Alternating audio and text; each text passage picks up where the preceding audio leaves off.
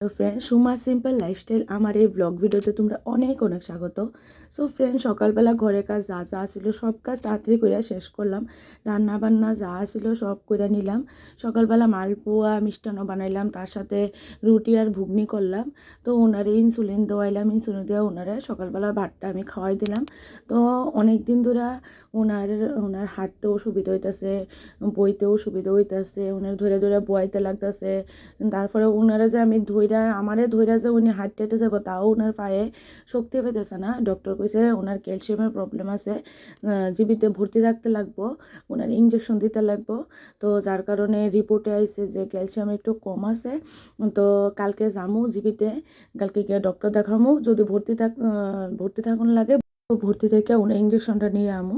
তো আজকে গেলাম হুইল চেয়ার কিনে আনার লেগে, কারণ হুইল চেয়ার ছাড়া ওনার চলতে একদমই কষ্ট। তো ফাইনালি হুইল চেয়ারটা কিনে আনলাম।